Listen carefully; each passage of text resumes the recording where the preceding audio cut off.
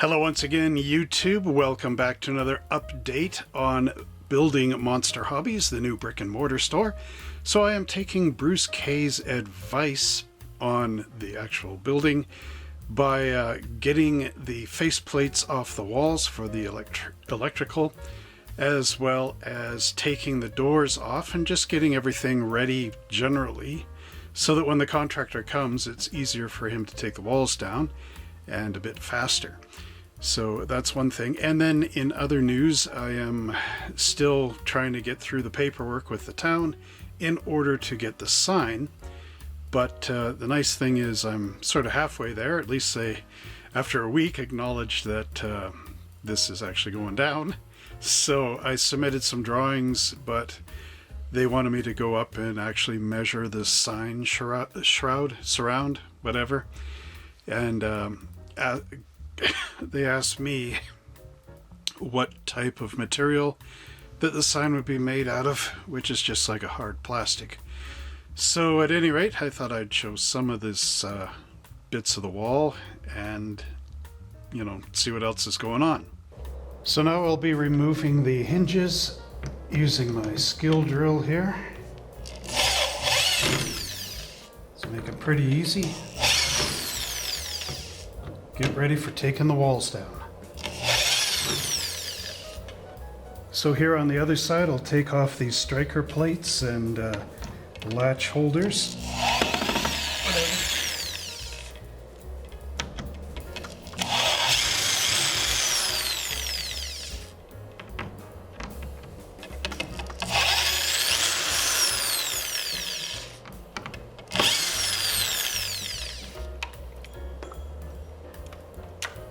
There we go. So I've taken my screwdriver and I've pulled off the moldings along the wall here. As you can see, pretty easy. Just got to stick it straight down from the top and then bend outward and rips all the little nails out of there. So this wall is pretty much ready for removal. Even got the face plates off, so that should be quick and easy to go. Here we have the moldings as well as the door and the shelf that was located underneath that really crazy internet router. So in the middle of trying to get the store ready, I ended up with this Games Workshop welcome package. So I'm just going to open this up and show you what's inside. I don't even know myself. But the sad part is I don't have a tripod here, so I'm just going to have to hold the camera and wing it. Here we go with the box lid open and some paper. So what is this? Looks like a big 40K thing. Oh wow. This is interesting. It's got a little base on the back here. What is this? Play, collect.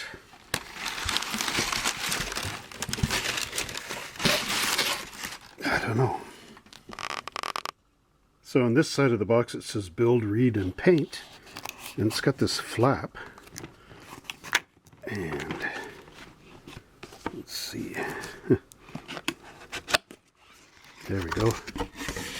Ooh, it's a whole formal letter in here. Thank you to Logan. Thank you for enjoying my gift.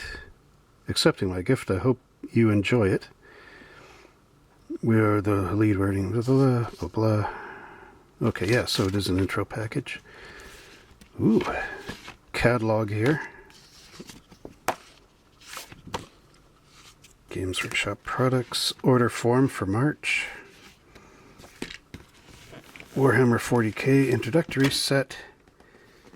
Age of Sigmar paint set. And a big dreadnought guy in here. Okay, so that's it. No Age of Sigmar set? Oh, that's alright. So it looks like Tyranids versus Space Marines. Get some paints in here too. So that's pretty cool. Neat stuff. So I have to thank my rep from Games Workshop for sending this out. Oh, here we go. Getting started with Age of Sigmar book. Okay, so cool stuff. All right, let's go back to to actually getting the store done. Well, here we are bright and early today, and it's supposed to be the day that we get the bin and start ripping the wall out. It's about 10 after 6 in the morning, and I'm a bit early. Supposed to meet the guy at 7, but I had to drop my wife off at work and she started at 6.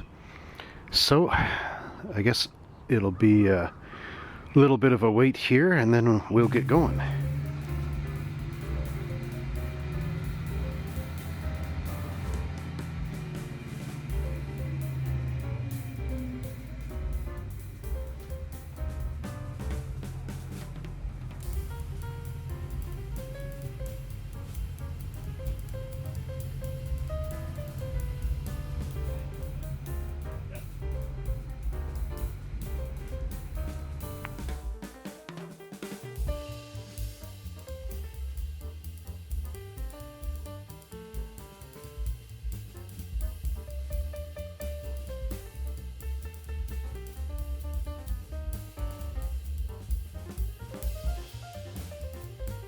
Here's our building with all the walls knocked out of it.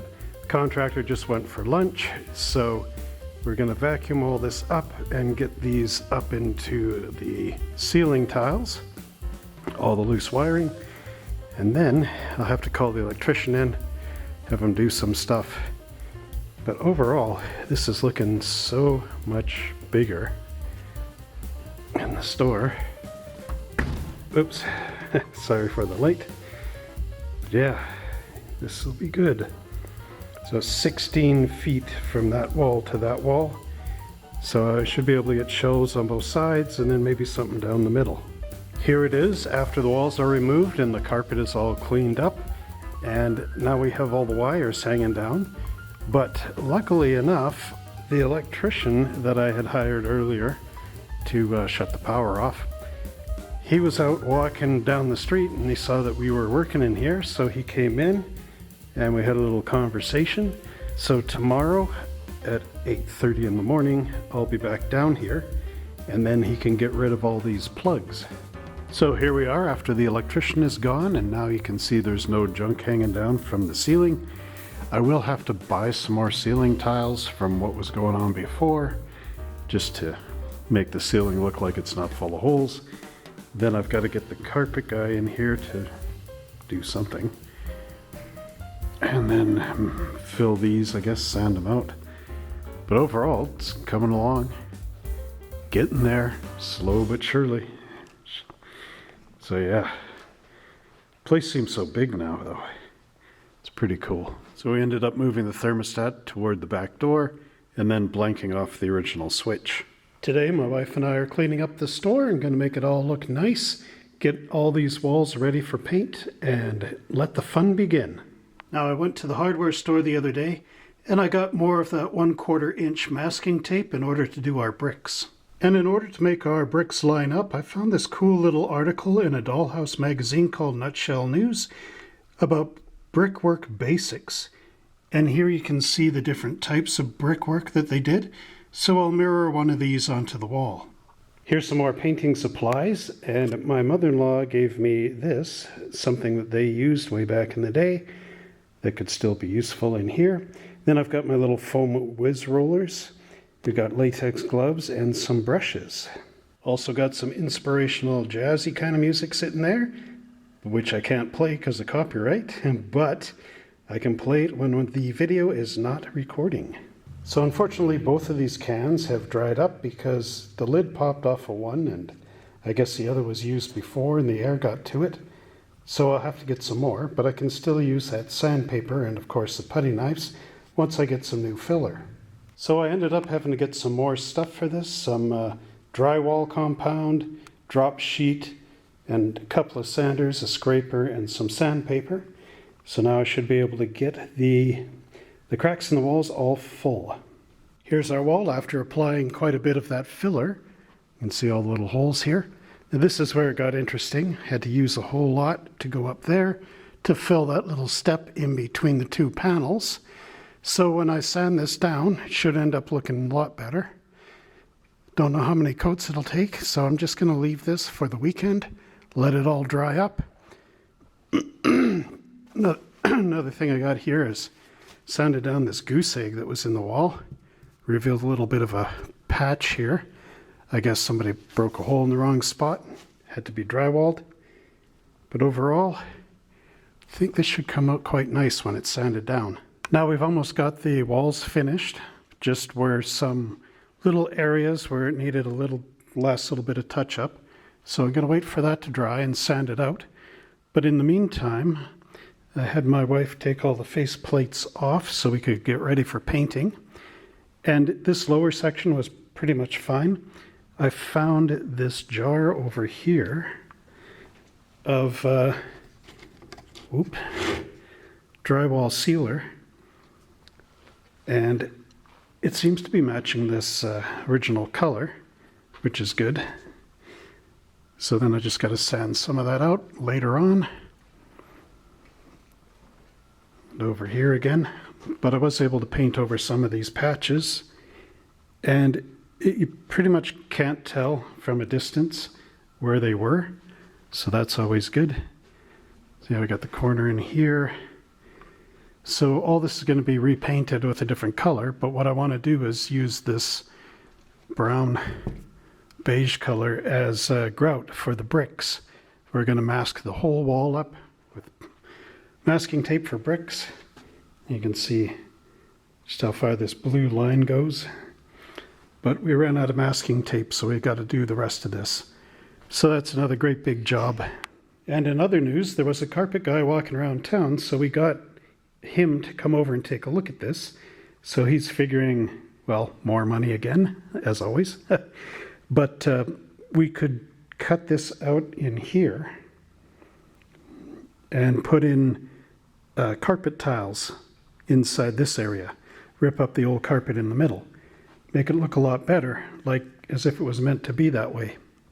Now I've got some shelving racks and brackets, but I don't want them to be white. I want to paint them black. So I'm going to sand them with some 600 grade sandpaper and then spray paint them. Here's the wall after we finished with the sanding of those center posts where the walls used to be. And you can see that it turned out quite nice. Now this color, I was able to get some in that bottle, right, from before, the jug in the back. So basically I'm going to start to mask in the bricks today with that masking tape, but I had to paint over the white exposed plaster in here and get it back to that original beige color. These didn't quite turn out as nice as I wanted it to. I wanted this to look nice and flush, as if you never even knew that the walls were joined together. However, what happened is the drywall came flat here and flat there. So when I filled it, I was cutting the stupid paper off the drywall. What I should have done is angled the drywall in and then mudded it, because then that paper stuff would have been buried underneath there. But I blew it so you can see lines going down the thing. But that's okay, because this drywall tape here is actually flexing. We don't know what's going on, but it's cracking this down. So what's going to happen here is I'll just put some thing to cover it, like a shelf. So I got a little bonus here. My old employer at No Frills, he started up his own business, and they're renovating their place.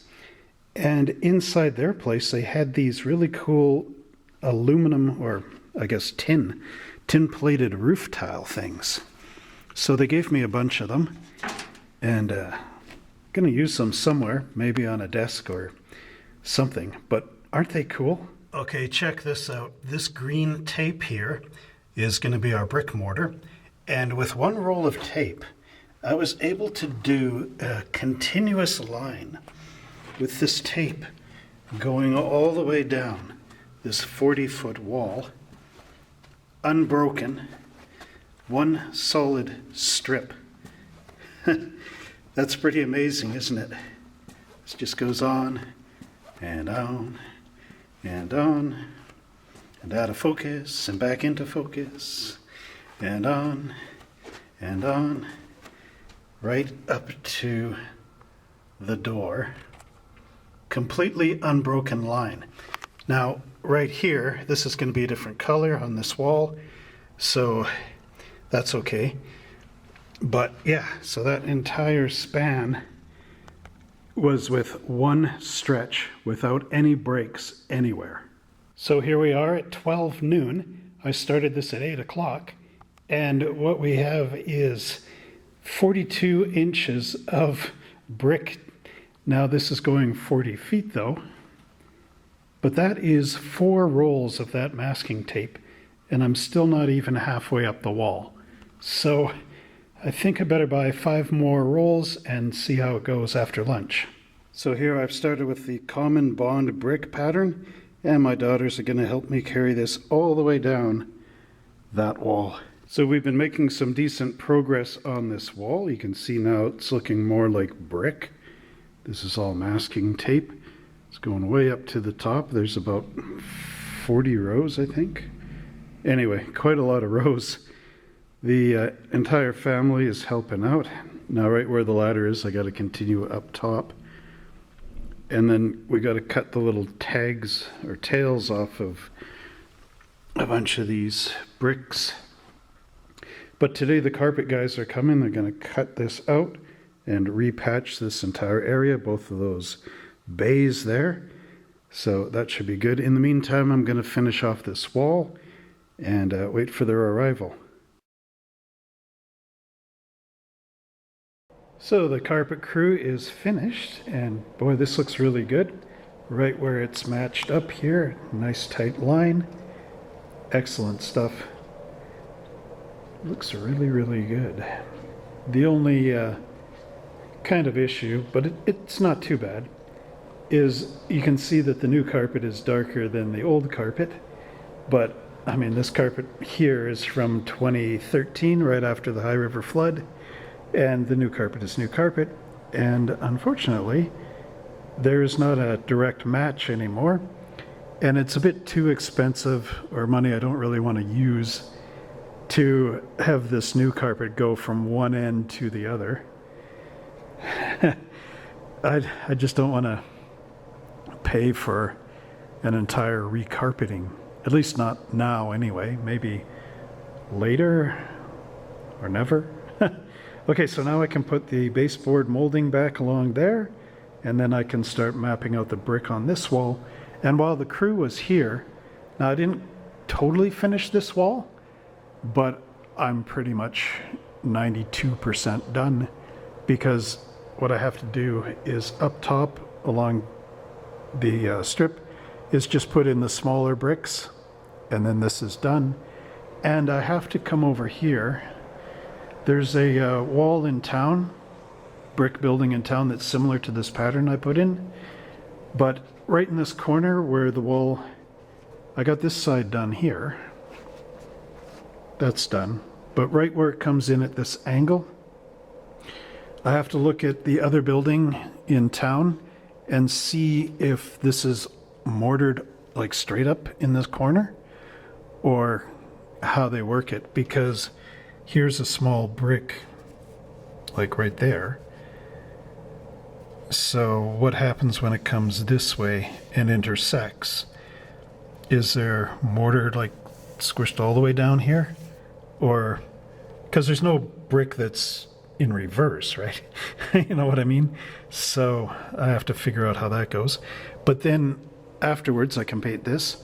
So right now it's 2:45. And I have to pick up my wife at 3:30, so I'm going to carry along the top there and see if I can't finish those off, and then maybe bring her back here and cut all the tails off the tape from before, lower down, and get this all nice and ready for paint for tomorrow. Oh yeah, and before I forget, the electrician came in and he brought this switch. So now with the top one here, turns those lights off, and the one below it gets those ones. But it's kind of too bad that he couldn't have put it this way, and then I could have Star Trek type switches clicking up this way and this way, like on the original Star Trek with the command chairs. That'd be cool. So here's the real world example of the bricks, and you can see that the mortar goes right up between the two walls. So this is what we will do inside the store on our painted wall.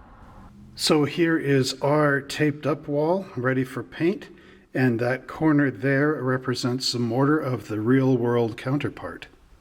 Now here we have our wall all masked and ready to go, and I even have the paper up along the top edge so that we don't hit the ceiling with the roller or anything that we're going to be using. Same as down below, there will be a drop sheet coming out here as we paint, but that is basically it.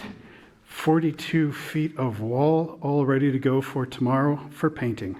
Now we have our paints so we can begin painting our faux brick wall.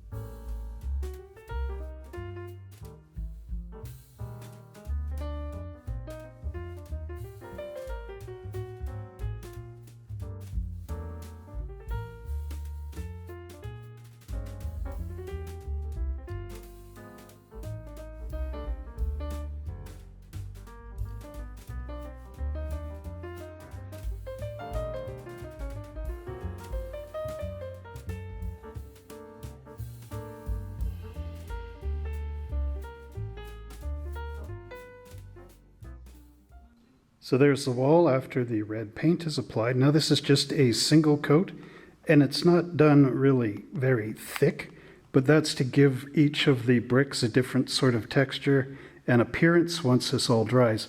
Some spots are a little more solid than others, and others are a bit hollow. But once I add in the other colors on there, it should look pretty much like a real brick wall. Here I have the 3 different paints to make up the other colors for our brick wall, giving us 4 colors in total. And I have these little artist sponges, which are circular in nature. So I'm going to cut them in half, and that'll give me a nice square edge. And that square edge is easier to get into the corners of the bricks that are mapped out on the wall, because the round edge just doesn't get there, or would overlap onto another brick and wouldn't look quite right. So there's the sponge cut in half, and I'm lucky because it's still porous like Swiss cheese once you cut it in half. I was a little bit worried that it would be solid in there. So now I got to ask the question, is this wall sponge worthy? Here's a little test sample of the bricks with some different color on there. So it'll be interesting to pull the tape up and see what this looks like afterwards. But basically there's 2 that are sponged onto the wall. Why does this remind me of chicken McNuggets and dipping sauce? So as another idea, I'm using a paintbrush here, and it's mixed colors. I'm kind of grabbing a color here and there and going along, and it's getting some pretty cool results. So here's the dirty brush using some dark brown, and you can see bits of pink in there. And here is with the 2 pink-red colors. A little bit of the yellow and the red in there. And then I've got this one with the pink and brown. So you can see the interesting mix in there. So here is the first brick section, and I hope it's looking okay. So there is still the 1/4 inch tape on there, and once this dries, I'll remove the masking and pull off all that tape. Then I can see what this actually looks like. So I think I realize what's going wrong with this brick painting. So what I'm doing here is I'm just painting each individual brick a different color, sort of thing like that. But the more I'm thinking about this, the more this looks wrong. It looks like weird Tetris pieces or something like that. Then I was thinking, well, if you were to come in and build a wall, you're starting from the bottom and you're working your way up. And maybe you've got a wheelbarrow full of bricks and they're all mixed up. So what I should really have is runs of bricks in line. So if I just go down to the bottom here, this is more what I think it should be like, and based on bricks around town, brick walls around town. So here, your wheelbarrow, you have you're grabbing these kind of bricks, and then you're grabbing a yellow one, and then you're grabbing a black one. And I guess this is the best sort of view. So you're going in these runs, and then you're grabbing a different color as you're going along. So I think the walls should be more like this, as opposed to up top. I don't know. Let me know what you think. All right, so I'm just going to unmask a little bit of this and see what it looks like. Hopefully I can get it off the wall. Okay, let's go.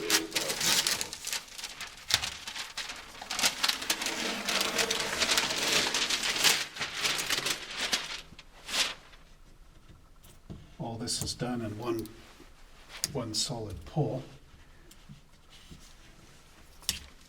Let's see. Oh, I got a little bit on that wall. All right. This is what I want to see here.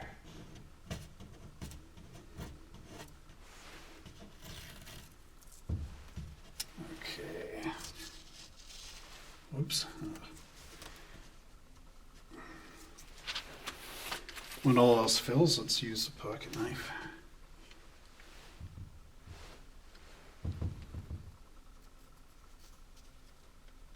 Okay.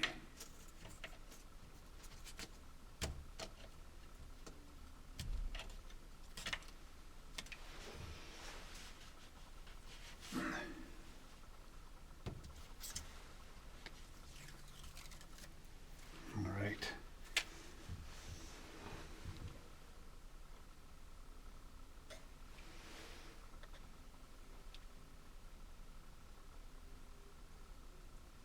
Okay, here we go. Exciting times. Oops. Oh, I'm peeling some of this paint off with the tape. Okay. Oh, look at this.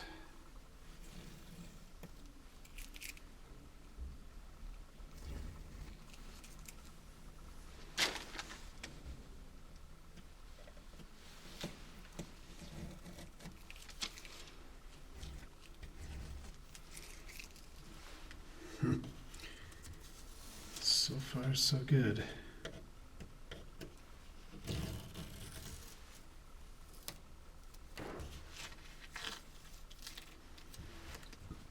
Now it doesn't look so junky. Except this tape is ripping that beige paint right off to the plaster. I don't know if that matters. Anyway, keep on going and we'll see how this looks. Here we have the wall with all the masking tape removed in its entirety. Even the wall plugs are back on. You can just see how massive this is and how nicely it actually turned out. Now I do have to do some touch-up, but I think I'm going to end this video for now because I have to do these walls here and this wall right in here. It also needs the brick, and the front there needs paint, but I think that's enough for this video, being like 30 minutes long. So in the next one, you'll see everything completed.